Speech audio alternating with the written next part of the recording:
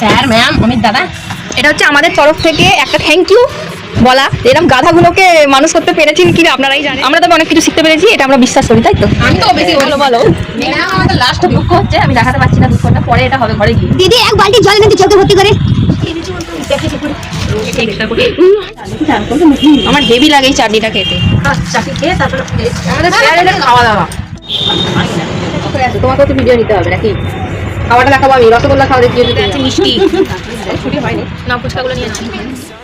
আমাদের স্যারও আসছেন। এটা আমাদের অমিত দা একদম। এই যে আমরা এবারে উপর তলা থেকে নিচের তলায় নামিয়ে নিয়ে যাচ্ছি। এই যে আমাদের ওপরের ঘর, আমাদের সিঁড়ি নামার আমাদের জন্য। হ্যাঁ ম্যাম,